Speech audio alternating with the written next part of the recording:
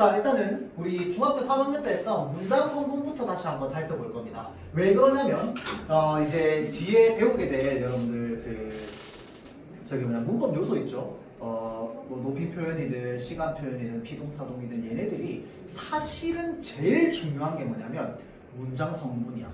문장 성분에 대한 이해도가 아주 높아야 돼. 그리고 플러스 여러분들 2학기 들어가게 되면은 그 중세 국어를 하게 될 거거든요. 중세 국어 역시 분명히 조선시대 말인데 조선시대 말의 기본적인 문법 규칙만 알고 있으면 그 뒤에는 뭘 알고 있어야 되냐면 얘네에 대한 이해도가 높아야지 돼. 그래서 실제로 여러분들 그 고3 수능이나 모의고사에 나오는 그 중세 국어 문제 같은 걸 좀 풀어보면요. 결국은 물어보는 건 현대 국어에서의 문장 성분이야. 문장 성분 또는 현대 국어의 문법이야. 그런데 그거를 현대 국어의 문법 체계와 그 다음에 그때 가지고 있던 문법 규칙을 연결해가지고 문제를 해결하는 식이거든. 그래서 여러분들 고등학생 때는 일단 기본적으로 이 문장 성분에 대한 이해도가 높아야 돼. 그런데 문장 성분을 잘 하려면 일단 기본적으로 여러분들이 갖춰야 되는 건 앞서 배웠던, 그러니까 중학생 때 배웠던 이 품사에 대한 개념이 있습니다. 이 품사의 개념도 사실은 좀 잘 잡혀 있어야 돼요. 그런데 지금 우리는 일단 품사부터 들어가진 않을 거고요. 이 문장 성분부터 들어가게 될 겁니다. 자, 그래서 방금 쌤이 얘기했듯이 품사랑 문장 성분을 그냥 간단하게 한번 나눠보자면요, 여러분들.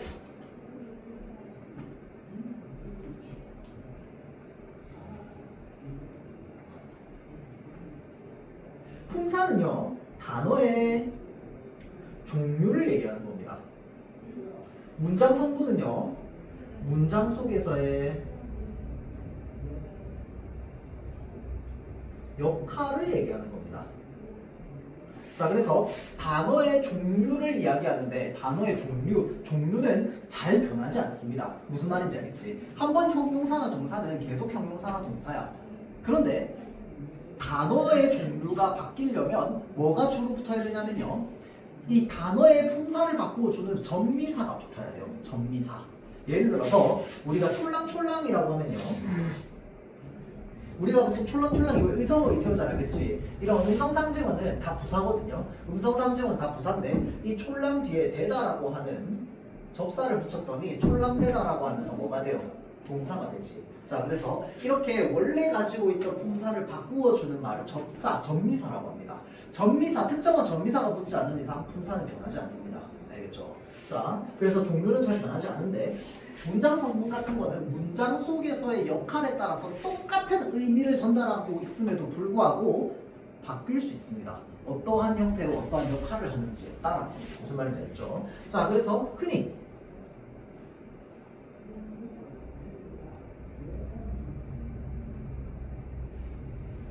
꽃이 예쁘다 라고 하면 이 예쁘다라고 하는 표현에 문장 성분은 바로 뭐가 되느냐?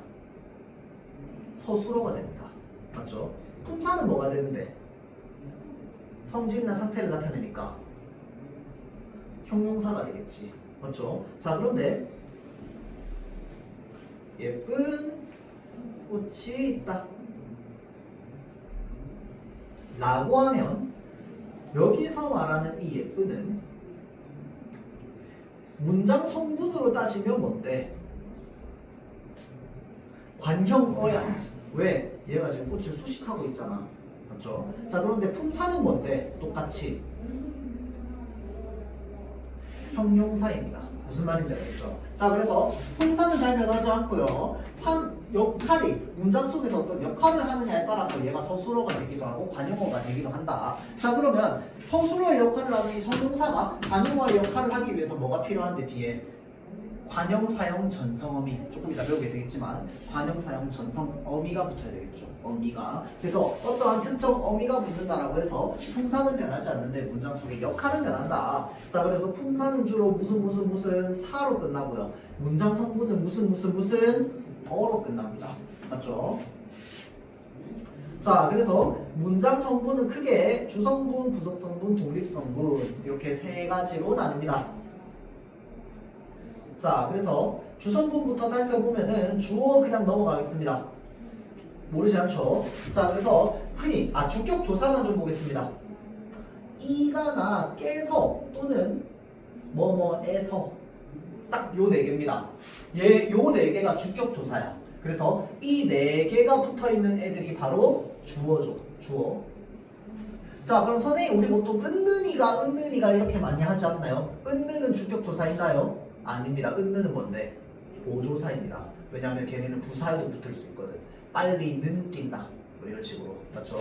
자, 그런데 이가 같은 경우에는 반드시 주어에만 붙습니다. 보어에도 붙긴 한데, 자, 주어에만 붙고요. 깨서에서도 마찬가지로 주어에만 붙습니다. 주어에만 붙는 게 아니라 정확하게 말하면 얘네들이 붙어서 주어 역할을 만들어주는 거죠. 맞죠? 자, 그래서 그렇게 알고 있으면 되고요. 자, 문장 성분에서 여러분들을 헷갈리게 하는 요소가 바로 뭐냐? 얘네들입니다. 누나 지금 밥 먹는다 라고 되어 있으면 여기에 뭐가 생략되어 있어? 주격 조사가 생략되어 있습니다. 자, 그러면 우리는 이렇게 생략되어 있는 주격 조사, 그러니까 어떤 누나는 지금 품사로 치면 명사 체언이잖아. 그치? 체언은 혼자서 단어로 쓰일 수 없어. 무슨 말인지 알겠지? 반드시 뒤에 어떤 조사가 붙어 있을 거야. 그런데 조사가 안 붙어 있어. 그럼 얘는 뭐야? 생략된 거야. 문장 성분을 우리가 공부할 때는요, 생략된 조사를 전부 다 끌어와 줘야 돼. 특히 격조사들. 생략된 격조사를 끌어와야지 얘가 원래 무슨 문장 성분인지를 헷갈리지 않고 찾을 수 있습니다. 무슨 말인지 알겠죠? 자, 그래서 누나 하고 나서 사실은 뭐가 생략된 거야? 가가 생략된 거죠. 누나가 지금 밥 먹는다 인데 그거를 누나 지금 밥 먹는다 로 바꾸는 겁니다. 자, 그래서 요것도 봅시다. 진희만 공원에 갔다. 사실은 원래 있어야 되는 격조사는 뭔데? 진희가입니다. 그래서 이렇게 격조사가 생략되고 보조사만 들어가 있는 애들도 어떻게 해줘야 되느냐? 보조사에 X 붙여놓고요. 거기에 원래 있어야 되는 격조사가 무엇인지를 적어줘야 돼요. 이게 작년 고3 그 11월 그 언어암의 제문법 문제에서도 이런 낚시가 하나 있었거든. 누구누구와 뭐 하여튼 뭐 그렇게 해가지고 어떤 조사가 들어가 있는데 격조사가 생략돼 있었어. 그러니까 애들이 이게 원래 문장 성분이 뭐였는지를 굳이 찾지 않은 거야. 다 주어라고 생각했던 거야. 근데 사실 알고 보니까 주어 아니었거든. 그러니까 우리가 평소에 너무 조사를 생략하면서 많이 살고 하다 보니까 그냥 이렇게 쓱 보고 이거 그냥 주어 이렇게 표시해놨어. 근데 사실 자세히 읽어봤더니 주어가 아니었던 거야. 뭐였냐면 주어는 이미 문장 속에서 생략된 애였던 거야. 무슨 말인지 알겠지? 그런 식으로 특히 명령어 같은 경우에 밥 먹어 얘기하잖아. 그치? 자, 그러면 밥 먹어의 주어는 뭔데?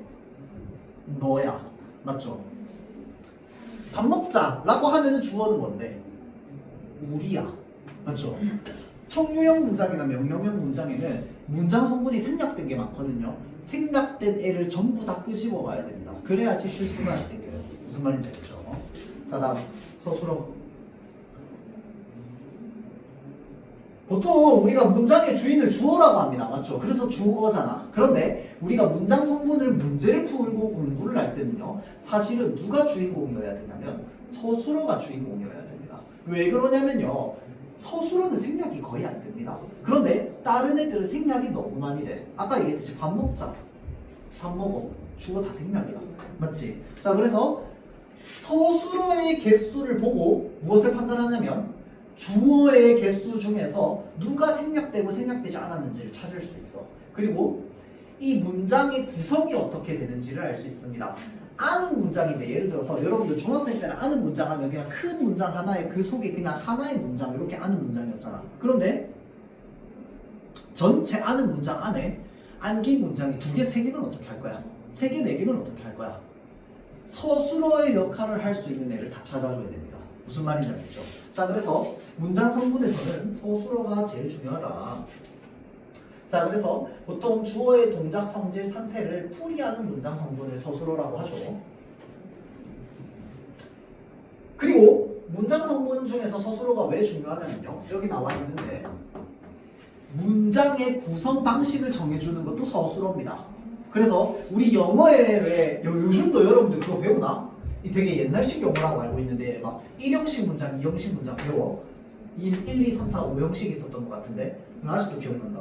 자, 그래서 그런 것처럼 우리말에서도요, 어떤 서술어가 오게 되면 반드시 필요한 문장 성분이 생기게 돼 있습니다. 자, 그래서 그거를 우리는 어떻게 종류로 나눠주느냐. 한 자리 소수로. 다음 두 자리 소수로. 세 자리 소수로. 로 나눠줍니다. 한 자리, 두 자리, 세 자리로 나눠주죠. 자, 그러면 이 자릿수, 소수로의 자릿수라고 하는데 이 자리라고 하는 건 자릿수는 뭘 기준으로 하는 거냐면 문장 전체에서 서술어를 제외하고 나머지 애들이 몇 자리가 필요하느냐, 최소로 필요한 개수를 얘기하는 거야. 그러니까 덧붙여서 들어가 있는 애들 다 제외하고 얘는 문장에서 없으면 큰일 나. 문장이 전달하고자 하는 바가 전달이 안 돼. 나는 책을 읽었다라고 해야 되는데 나는 읽었다라고 하면 문장이 성립이 돼, 안 돼? 안 돼. 뭘 읽었는지가 안 나와 있잖아. 맞죠? 그런 것들.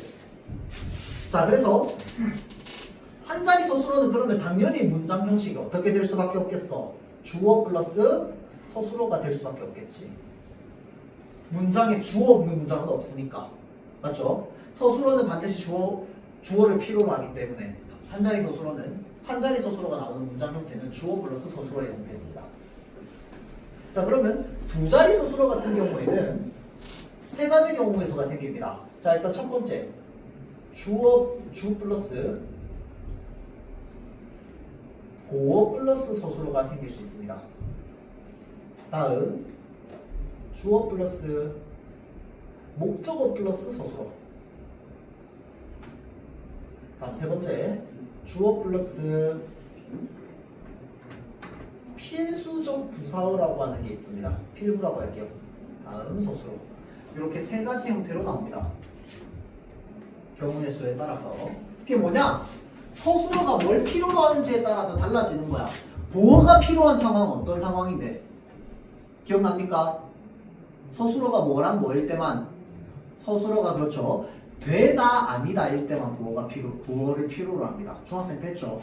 자, 보어는요 서술어가 되다 아니다 일 때만 필요합니다. 말 돌려서 뒤집어서 얘기하자면 되다 아니다 같은 경우에는 보어를 반드시 필요로 합니다. 알겠죠? 자, 그래서 되다 아니다가 서술어일 때는 주어 보어 서술어의 형태를 가지고 있습니다. 또 우리 동사 중에서 타동사라고 하는 게 있습니다. 영어 할 때 아마 배웠을 걸. 자동사, 타동사. 무엇을 기준으로 얘기하는 거야? 목적어를 기준으로 얘기하는 겁니다. 맞죠? 자, 그래서 어떤 서술어는 목적어를 반드시 필요로 합니다. 그래서 주어, 목적어, 서술어의 형태로 문장이 구성될 수 있습니다. 자, 다음 어떤 서술어는요 반드시 어떤 부사어를 필요로 합니다. 여기서 의문이 들어야 돼. 왜? 부사어는 성분 중에서 무슨 성분에 해당합니까? 부속 성분에 해당합니다. 부속이라고 하는 게 뭔데? 주된 게 아니라는 거야. 덧붙여져 있다라는 거야. 부속이라고 하는 건. 그런데 얘가 어떻게 없으면 문장이 성립이 안 돼. 그래서 이름을 필수적 부사어라고 붙여준 겁니다. 필수적 부사어. 이 필부는 필수적 부사어를 얘기합니다.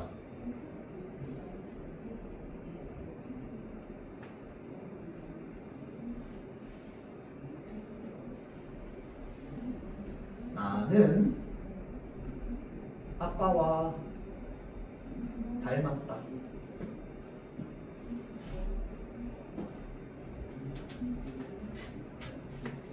자, 잘 보세요. 얘의 문장 성분이 무엇일까를 먼저 생각해야 돼. 자, 일단 첫 번째, 얘의 문장 성분 뭡니까? 당연히 주어지. 얘는 뭐야? 서술어야. 문제는 이제 얘입니다. 어떻게 생각하면 되냐면요, 부사나 부사어는요 물론 한번 보자마자 부사어인지 알면 제일 좋아요. 제일 좋은데 경험이 없거나 아직까지 우리가 배우는 단계인 사람도 있을 수 있으니까 한 번에 부사어를 찾기 좀 쉽지 않을 수 있습니다. 그러면 부사어를 제외한 다른 애에 해당하는지 안 해당하는지를 살펴보면 돼. 이 자리에 나올 수 있는 애들 누구누구 있어 생각해보면 보어, 목적어, 관형어. 끝이야. 맞죠? 물론 독립어도 나올 수 있는데 독립어 너무 쉽잖아. 맞지? 독립어 제외하고 세 개입니다. 그럼 셋 중에 하나겠지. 맞죠? 자, 그러면 보어인지 보겠습니다. 보어가 있으려면 뒤에 뭐 있어야 돼? 되다 아니다 있어야 돼요. 그리고 복격조사도 무엇 가가 붙거든요. 나는 학생이 아니다. 나는 선생님이 되었다. 이렇게 무엇 이 무엇 가가 붙어요. 무슨 말인지 알겠지? 자 그래서 본격조사 보어 아닙니다. 목적어입니까? 목적어 아닙니다. 왜? 목적어는 뒤에 뭐가 있어야 돼? 을을이 있어야지. 맞죠? 목적어 아닙니다. 자 그러면 이거 관용어인가요? 관용어는 뒤에 반드시 뭐가 나와야 되게요?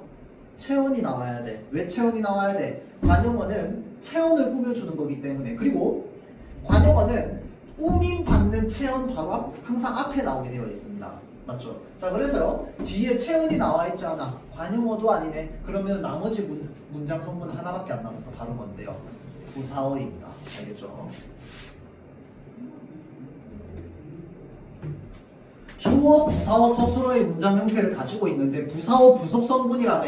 그럼 문장에 빠져도 그 이상이 없어야 돼. 예를 들어서 나는 빨리 달린다.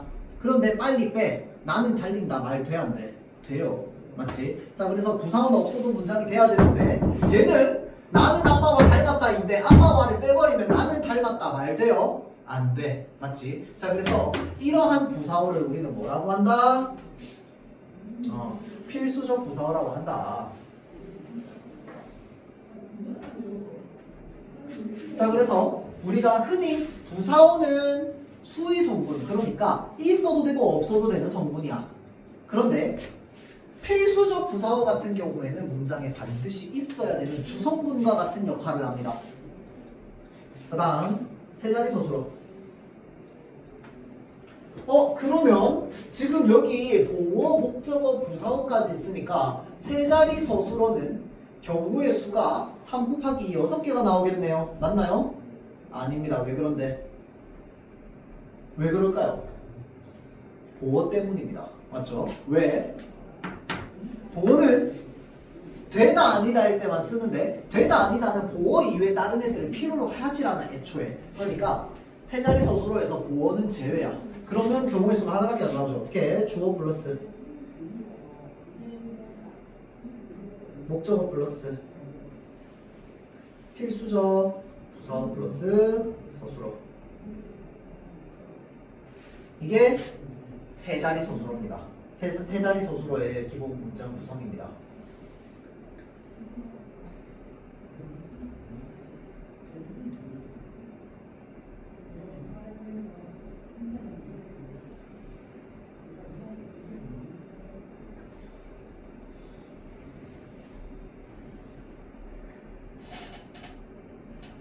자, 나는 아버지께 선물을 드렸다. 나 뭡니까? 문장 성분 주어. 자, 선물을 무엇에 해당합니까? 목적어. 드렸다 뭔데요? 서술어. 얘는 문장 성분 뭘까요? 자, 누구누구에게다. 그치? 누께는 누구누구에게니까 누구누구에게에 해당하는 건 전부 부사격 조사입니다. 알겠죠? 자, 그래서 마찬가지로 얘 부사어입니다. 아까 얘기했듯이 똑같이 살펴보면 돼. 보어냐 아니냐? 아닙니다. 관용어야? 아버지께가 지금 선물을 수식하고 있어? 아니야. 맞죠? 자, 근데 관용어 아니고요. 목적어는 이미 나왔어. 부사어밖에 안 됩니다. 알겠죠? 자, 그래서 이 아버지께도 빠지면은 문장이 안 돼요. 나는 선물을 드렸다. 말 안 되죠? 자, 그래서 나는 아버지께 선물을 드렸다가 전부 다 있어야지 문장이 성립됩니다. 자, 그래서 이런 애들을 필수적 부사어라고 한다. 자, 다음 넘어갈게요. 부속 성분.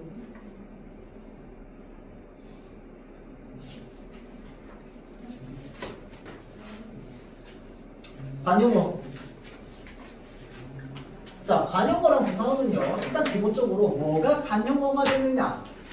원래 품사가 관용사였던 애들이 있습니다. 원래 품사가 관용사였던 애들이 그대로 관용어가 됩니다. 첫 번째. 다음 두 번째. 체온 플러스 관용격 조사인 무엇의가 있습니다. 관용격 조사는 하나예요. 의. 얘가 붙어서 관용어가 만들어집니다. 다음 마지막 용언의 관용사용. 여기에서 우리가 흔히 관용사용 어미라고 하잖아. 그치? 이 어미가 바로 뭔데? 조금 더 길게 얘기하면 전성어미라고 얘기하는 겁니다. 전성어미가 뭔데요? 한자대로 성질을 전환시켜주는 어미다 이 뜻입니다. 성질을 전환시켜주다. 어미가 원래는 어느 품사에만 붙어있어? 동사와 형용사에만 붙어 있습니다. 동사와 형용사에만 붙어 있는 게 어미인데 이 어미가 성질을 전환시켜준대. 동사와 형용사의 성질을 전환시켜 주어서 무엇의 성질처럼 느껴지게 한다?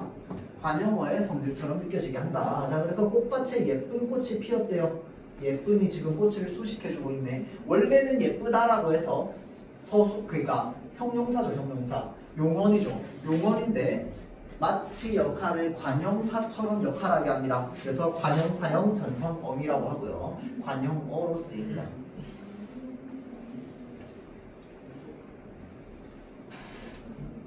자, 다음 부사어 마찬가지예요. 자, 원래 부사였던 애가 부사어가 됩니다. 첫 번째. 자, 다음 두 번째. 체론의 부사격 조사가 붙어요. 아까 쌤이 얘가 부사인지 아닌지를 판단하기 위해서 다른 문장 성분이 되는지 안 되는지를 갖다 넣어보라고 했잖아. 그치? 왜 그렇게 얘기했냐면요. 부사어는 일단 기본적으로 부사격 조사가 종류가 굉장히 많습니다. 외울 수 없어요. 물론 자주 보면 알게 돼. 자주 보면 알게 되는데 지금 당장은 여러분들 그게 안 될 겁니다. 자, 그렇기 때문에 일단 기본적으로 부사격 조사 되게 많습니다. 그리고 용언의 이 부사형 전성어미 있죠. 저 부사형 전성어미도 되게 종류가 많아요. 그래서 또 마찬가지로 다 외우긴 어렵습니다. 자, 그렇기 때문에 외우는 것도 사실 의미도 없어. 많이 보다 보면 자연스럽게 알게 돼요. 나중에는. 그래서 일단 기본적으로 부사어인지 헷갈린다 라고 하면은 뭐 해봐라? 부사어가 아닌 다른 애들이 해당하는지를 하나하나 대입시켜보면 된다. 넣어보면 된다. 그래서 모든 애들이 다 아니야. 그러면 걔도 부사어야. 수식하는 역할을 하고 있다는 무슨 말인지 알겠죠? 수식하는 역할을 안 하고 있다면 걔는 독립어겠지. 자, 그렇게 하고요. 자, 다음 독립어.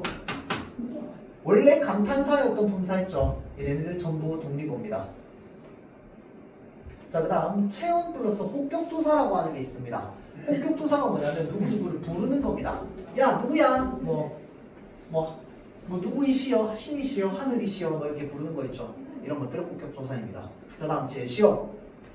청춘, 이는 듣기만 하여도 가슴 설레는 말이다 라고 하면서 앞에 이렇게 콤마 찍고 표제어처럼 이렇게 탁 제시되는 말이죠. 이런 것도 전부 독립어입니다. 자, 그래서 이렇게 보면 되고요. 다음 이어진 문장.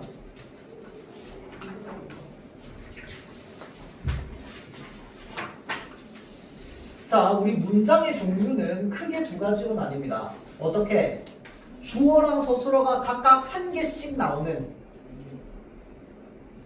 혼 문장이 있고요. 주어랑 서술어가 여러 개씩 나오는 견문장이 있습니다. 아까 쌤이 얘기했어요. 견문장에서 주어가 생략되는 경우가 많기 때문에 무엇의 숫자를 꼭 확인해야 된다? 서술어의 숫자를 확인해야 된다.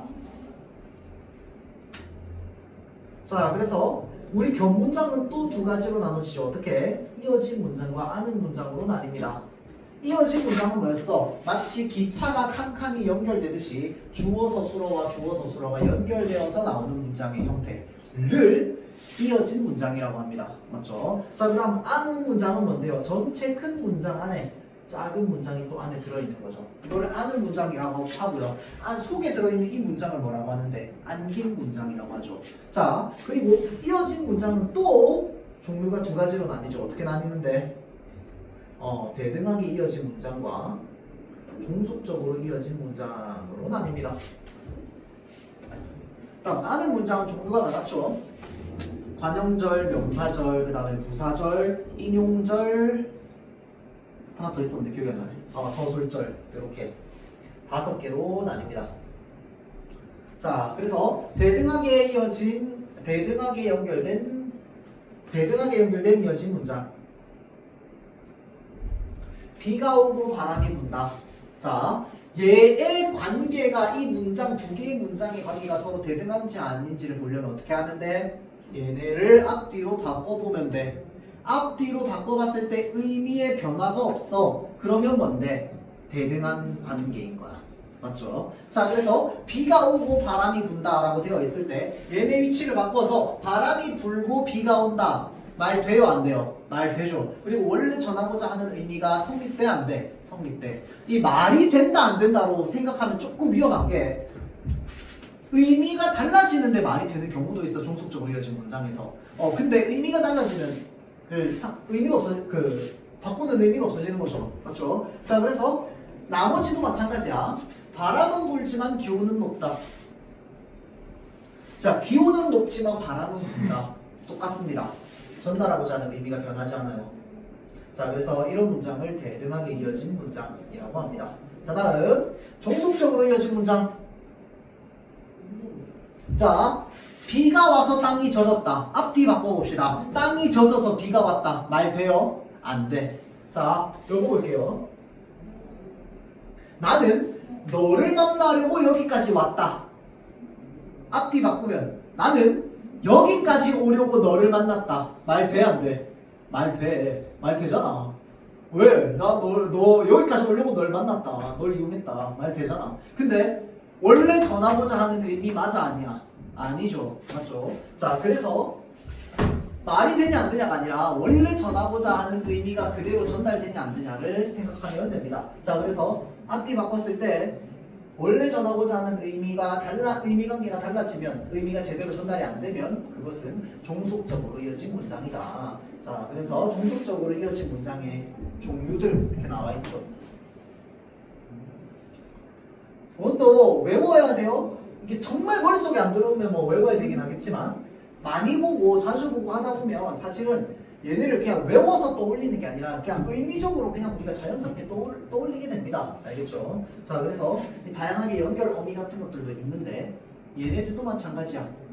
이게 선지로 하나하나 막 상세하게 물어볼 거거든. 그러면 순간적으로 니가가 원인이 맞나? 의도인가? 막 헷갈릴 수 있어. 무슨 말인지 알겠지? 그런데 이것도 많이 보고 하다 보면은 어느 정도 머릿속에 좀 들어온다. 알겠죠? 근데 정말 좀 이게 좀 뭐라 해야 되지? 언어적으로 그냥 뭐 이렇게 똑똑하다 안 똑똑하다를 떠나서 그냥 타고나게 언어적으로 좀 감이 조금 이렇게 높지 않은 아이들이 있어요. 섬세함이 좀 떨어지는 학생들 같은 경우에는 그냥 외우는 게 마음 편할 수도 있습니다. 알겠죠? 그래서 알고 있으면 된다. 그리고 아마 여기 중에서 한 절반은 중학교 3학년 때 공부 열심히 했으면 머릿속에 이미 들어가 있을 겁니다. 자, 다음 아는 문장. 자, 명사절을 하는 문장부터 보겠습니다. 명사형 어미 뭐뭐음이나 기가 결합되어서 만들어진다. 미음. 자, 그래서 얘는 명사의 역할을 하기 때문에 뒤에 항상 뭐가 붙어요? 조사가 붙어요. 근데 조사가 붙으면 친절하지. 명사절로 쓰이면서 뒤에 격조사를 생략할 수도 있습니다. 격조사 생략하고 보조사가 붙을 수 있어요. 무슨 말인지 알겠지? 그러면 뭐가 되냐면 얘가 명사절인지 아닌지도 파악을 잘해야 돼요. 첫 번째. 그 다음 두 번째는 무슨 문장 성분 대신에 쓰이고 있는지까지 잘 파악해야 돼. 목적어의 역할을 하는 명사절인지 주어의 역할을 하는 명사절인지 보어의 역할을 하는 명사절인지가 달라질 수 있습니다. 무슨 말인지 알겠죠? 그렇기 때문에 격조사가 생략되어 있고 그 자리에 보조사가 들어가 있으면 보조사 떼내고 거기에 격조사를 넣어줘야 합니다. 그 소문이 진실 이미 밝혀졌다 라고 하면은 주어 역할을 한다는 거를 좀 쉽게 찾을 수 있겠지. 그런데 이 빼고 여기에 도를 넣어봅시다. 그 소문이 진실임도 밝혀졌다. 말 되죠? 근데 이 문장이 한 3배 길이로 길어져. 진실임이와 밝혀졌다 사이에 또 중간에 막 아는 문장도 있고 뭐도 있고 막 있다고 칩시다. 어떻게 할 거야? 격조사가 생략된 걸 찾아내지 못하면 헷갈릴 수도 있다. 무슨 말인지 알겠죠? 자, 그래서 뒤에 어떤 조사가 붙느냐? 주격조사, 목적격조사, 그 다음에 N은 부사격조사입니다. 자, 그래서 그렇게 붙는 거에 따라서 문장 성분이 달라집니다. 주어의 역할을 하고 있고요. 목적어의 역할을 하고 있고 부사어의 역할을 하고 있습니다. 자, 다음 관용절을 하는 문장들도 보통 문장 성분, 특정 문장 성분을 생략시키는 것과 관련되어 있는 문제가 관용절을 하는 문장에서 제일 많이 나옵니다. 자, 볼게요.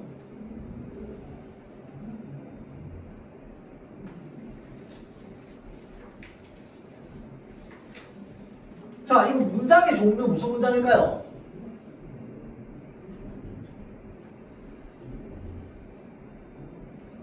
자, 문장의 종류를 하면은 혼문장, 견문장. 견문장 중에서도 종속적으로 이어진 문장, 대등하게 이어진 문장, 그 다음에 아는 문장. 중에 뭐에 해당할까요?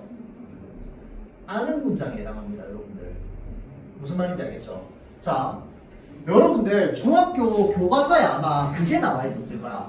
아는 문장의 원리 같은 것들을 그렇게 설명해주는 부분이 있거든요. 그 중학교 교과서에. 거기에 뭐를 하게 되어 있냐면요. 이런 문장이 있으면 얘네들을 어떻게 하라고 되어 있냐면 문장 두 개로 나눠보라고 하는 그 교과서 이 문제 활동이 있습니다. 자, 그러면 얘를 문장 두 개로 나눠보면 어떻게 나눠볼 수 있느냐? 일단 기본적으로 꽃이 있다라고 하는 문장 하나. 그 다음에 꽃이 예쁘다라고 하는 문장 하나. 이해됩니까? 자, 예쁘다라고 하는 건 원래 품사가 뭐라고 했어? 형용사라고 했어. 형용사는 용언이야. 용언은 서술어로 쓰일 수 있어. 서술어로 쓰일 수 있는 애가 여기 들어가 있으면 일단 기본적으로 뭘 생각해야 되느냐? 얘가 주어가 뭐지? 를 생각해야 됩니다. 무슨 말인지 알겠지? 있다의 주어는 바로 뭐요? 맞죠? 그러면 예쁜 건 예쁜 건데 뭐가 예쁜데? 꽃이 예쁘네. 그래서 예쁜 꽃이 있다라고 했을 때 꽃이 예쁘다 로 문장이 나뉠 수 있는 거야. 그리고 얘도 주어이면서 꽃이, 얘도 주어이면서 꽃이 서로 중복돼. 그러니까 하나 생략하는.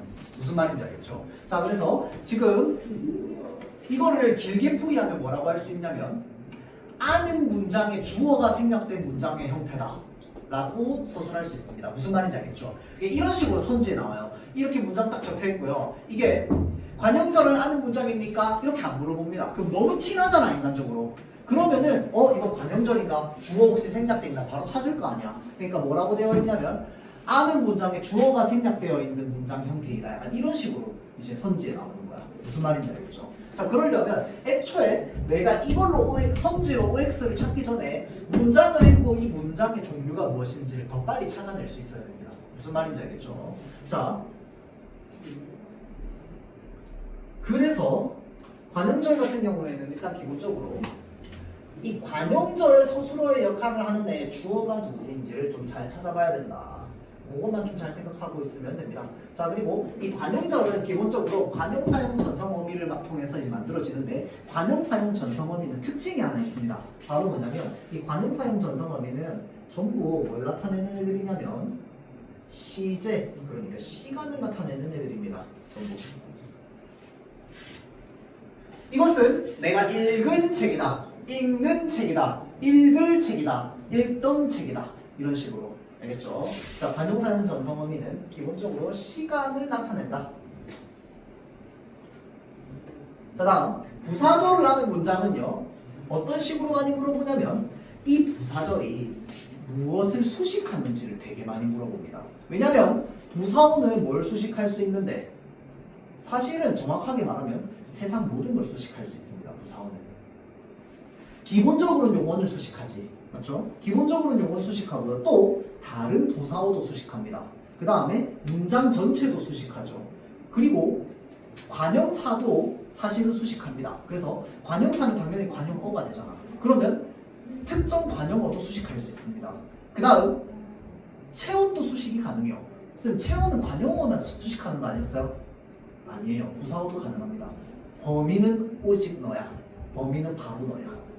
이게 너를 수식하는 겁니다. 맞죠? 자, 오직, 바로. 이거는 관형사 아니고 부사거든. 자, 그래서 사실은 부사어는 모든 걸 수식할 수 있습니다. 그러니까 문제를 물어볼 때 어떻게 하냐면 수식의 대상이 무엇인지를 물어봅니다. 무슨 말인지 알겠죠? 그러면 어떻게 해야 되느냐? 일단 기본적으로 이거를 바탕으로 얘를 제일 첫 번째는 용언이랑 연결시켜 봐야 돼요. 그러니까 서술어랑 연결시켜 봐야 돼. 알겠죠? 자, 그래서 지혁이는 돈도 없이 여행을 떠났대요. 자, 그러면 이 돈도 없이가 수식하는 게 뭐지? 돈도 없이가 혹시 지혁이를 수식하나? 지혁이는 돈도 없이 또는 돈도 없이 지혁이는 말 안 돼요. 자, 지혁이는 아들 돈도 없이 여행을 말 안 돼. 자, 돈도 없이 떠났다 말 돼요, 안 돼요? 돼. 자, 그래서 수식 관계는 지금 떠났다를 돈도 없이가 떠났다를 꾸미고 있는 겁니다. 지금 여기 나와 있는 예시는 전부 용언을 수식하는 예시밖에 없긴 한데 제발 구급차가 지나가도록 길을 터주세요. 마찬가지입니다. 자, 이거는 뭘 수식할까요? 문장 속에서 길을 수식합니까? 주세요를 수식할까요? 터를 수식합니다. 알겠죠? 이게 원래 트다잖아. 트다. 맞지? 트다에 다 빠지고 뭐가 붙은 거야? 어가 붙은 거야. 그래서 얘 뭐 됐어 지금? 탈락됐습니다. 그렇죠? 탈락. 그래서 터가 된 겁니다. 자, 그래서 용어는 얘입니다. 본용어이에요. 본용어 보조용어이거든. 이것도 나중에 배울 텐데 얘는 본용어, 얘는 보조용어이라고 하는데 이 본용어를 수식하고 있는 거예요. 터만 수식하고 있어요. 다른 애들 수식하는 거 아닙니다. 알겠죠? 그래서 정확하게 여기에 딱 줄이 그어져 있어야 돼. 알겠죠? 자, 그래서 일단 기본적으로 부사절에서는 수식받는 대상을 찾는 게 중요하다. 자, 다음 서술절. 서술절은 쉽게 우리가 이제 중학 과정에서만 생각을 하자면 좀 쉬웠던 게 문장의 형태가 대체로 어떻게 되어 있습니까? 주어 서술어의 형태를 가지고 있는 경우가 많았습니다. 자, 그래서 코끼리는 코가 길다.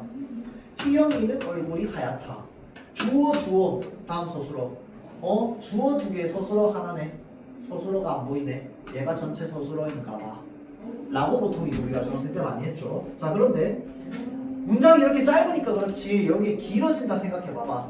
무슨 말인지 알겠죠? 그 심지어 뭐 이어진 문장이라 가지고 끊고 또 뒤에 또 대등하게 이어진 문장이 하나 더 있다고 생각해봐. 문장이 길어지면 좀 헷갈릴 수도 있겠다, 그치? 자, 그래서 일단 기본적으로 문장에서 무엇부터 찾아야 된다? 반드시 서술어부터 찾아야 된다. 자, 그러면 길다가 서술어입니다. 자, 이 상태에서 봅시다. 길다가 서술어인데 길다의 짝꿍인 주어는 무엇일까? 얘일까 얘일까? 코가야. 맞지? 긴 건 코가 긴 거야. 맞죠? 자, 그럼 얘네 둘이 짝꿍이야. 그랬을 때 얘 짝꿍 서술어는 어디 갔어? 를 찾아줘야 됩니다. 근데 봐도 없어. 그러면 뭐야? 얘네 전체가 서술어인 거야. 서술절인 거지. 무슨 말인지 알겠죠? 자, 그래서 길다라고 하는 서술어를 찾아봤더니 이 서술어의 주인은 누구야? 코야. 맞지? 그런데 이 문장 전체를 읽어봤더니 문장 전체의 주어는 누구야? 얘야. 그러면 얘 짝꿍의 서술어를 찾아줘야 되는데 없단 말이야. 맞죠? 그럴 때 얘가 서술절이다라고 우리가 판단할 수 있습니다. 무슨 말인지 알겠죠? 문장이 혹시나 길어지거나 헷갈릴 때 그렇게 보자는 거야. 그렇지 않고 그냥 이런 식으로 이제 구성돼 있을 때는 그냥 주어 서술어 나오면 서술절을 하는 문장 보면 돼. 알겠죠? 그러나 헷갈릴 때는 이렇게도 판단할 수 있다는 겁니다. 알겠죠? 마찬가지로 희영이는 하얗다도 말도 되고 말이 되고 얼굴이 하얗다는 것도 사실은 말이 돼. 맞지? 자, 그러면 문장을 읽은 다음에 이 하얗다라고 하는 서술어가 정확하게 주어로 주인으로 딱 픽하고 있는 애가 누구지? 주인으로 픽하고 있는 애가 누구지라고 생각했을 때 얘의 주어는 지금 이 얼굴을 픽하고 있는 겁니다. 맞죠? 자, 그래서 희영이는 이 전체를 서술어로 삼고 있는 거고 무슨 말인지 알겠죠? 자, 그래서 그렇게 서술절을 판단한다. 자, 다음 인용절. 자, 인용절 같은 경우에는 크게 직접 인용과 간접 인용으로 나뉩니다. 자, 그래서 직접 인용은요 주로 따옴표가 붙죠. 그리고 그 대상이 했던 말을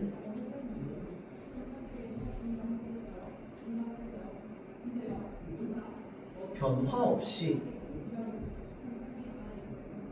그대로 인용입니다.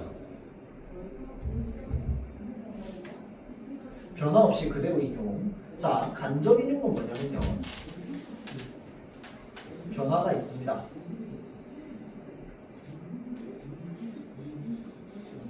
무엇의 변화가 크게 있느냐? 시간, 높임, 표현, 그 다음에 뭐 대상을 지칭하는 지시어 모든 것들이 바뀔 수 있습니다. 왜? 화자의 상황에 따라서.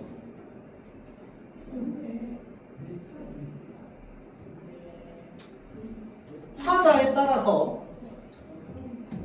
변화합니다. 무슨 말인지 알겠죠? 자, 그래서 간접인용 같은 경우에 그래서 원래 진짜 어려운 거는 간접인용이 되게 어렵습니다. 왜냐면 간접인용분 해가지고 친구가 어제 반복 작업하더라 라고 하는 말을 이제 다른 주어로 바꾸거나 다른 시간으로 바꿨을 때 이 간접인용이 어떻게 달라지는가, 또는 이 간접인용을 직접인용문으로 바꿀 때 주어가 달라지냐 안 달라지냐, 시간이 달라지냐 안 달라지냐, 높이 표현이 달라지냐 안 달라지냐, 요거를 많이 물어봅니다. 무슨 말인지 알겠죠? 그래서 사실 어려운 건 간접인용이 좀 어렵다.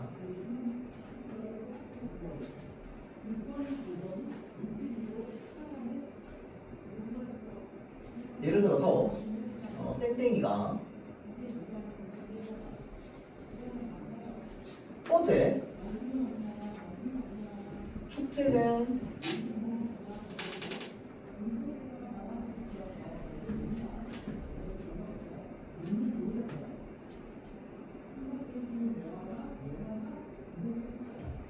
자, 이런 식으로 땡땡이가 어제 축제는 모레라고 답했다. 자, 그럼 일단 인용이 된 건 뭐야? 축제는 모레 라고 한 게 지금 이제 이 인용이 된 거야. 맞죠? 이 축제는 모레라고 한 거는 언제 기준으로 모레인 거야? 어제 기준으로 모레인 거야. 무슨 말인지 알겠죠? 이런 식으로 보통 많이 물어봐요. 시간을 꼬아가지고 간접인용에서는. 무슨 말인지 알겠죠? 그래서 그것들을 좀 잘 생각을 해야 된다. 그래서 나중에 이제 시제 표현하게 되면은 발화시와 사건시에 대해서 이야기를 할 건데, 이 발화시와 사건시에 대한 개념이 잘 잡혀 있어야지 이런 것들이 좀 헷갈리지 않고 잘 된다라고 보면 됩니다. 알겠죠? 자, 지금 시간이 잠깐 남아가지고 요거 하나만 좀 보고 넘어갑시다.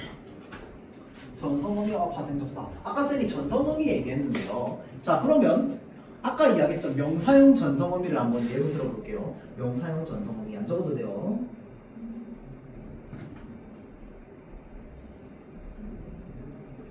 명사형 전성의미 중에 뭐가 있냐면요, 미음이 있습니다. 맞죠? 그런데 얘가요, 명사형 전성의미도 미음이 있지만 파생 전미사에도 얘네들이 있습니다. 그럼 선생님 어떻게 구분해요? 원래 구분하기 되게 까다로워. 그래서 서술의 의미, 그러니까 서술어는 그러니까 동사랑 형용사는 기본적으로 서술의 의미를 담고 있잖아. 그치? 그래서 서술의 의미가 그대로 살아있으면 걔는 이제 이 어간의 전성의미가 붙었다고 판단하고요. 서술의 의미가 완전히 사라졌어. 그냥 다른 품사로서 아예 쓰이고 있어. 그러면 그냥 전미사라고 판단합니다. 왜? 다른 품사로 이미 쓰이고 있으니까. 자, 그래서 예를 들어서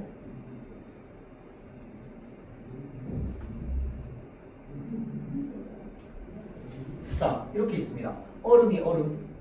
자, 그러면 이 얼음은 뭔데? 품사가 명사야. 얘는 뭔데? 품사가. 얼다가 품사가 뭡니까, 여러분들? 얼다 품사 뭘까요? 자, 동사는 동작이나 움직임을 나타내고요. 자, 그 다음에 형용사는 성질이나 상태를 나타냅니다. 얼다 품사 뭘까요? 자, 품사랑 동사를 구분하는 기준이 뭐였습니까? 구분하는 방법이 뭐였어요?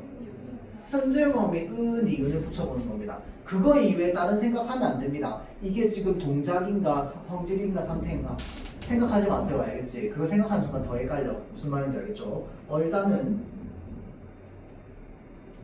니은이 붙을 수 있어 없어? 붙을 수 있습니다. 어떻게 붙는데?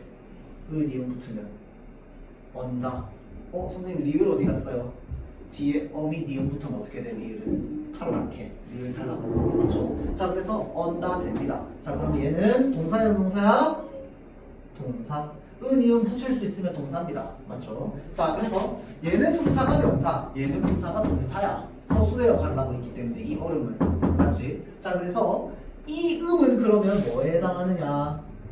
파생 접사에 해당합니다. 여기에 나오는 음은 뭐에 해당하는데? 명사형 전성어미에 해당합니다. 이게 잘 이해되면은 문법 이거 좀 문장 성분이랑 품사에 대한 이해도가 높은 거고요. 이해가 잘 안 되면 또 추가적으로 질문 내는 것도 좀 해도 좋습니다.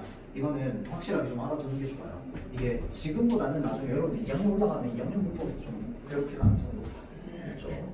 자, 그래서 요거 좀 알고 있읍시다. 자, 이렇게 하고 마치도록 할게요. 고생했습니다.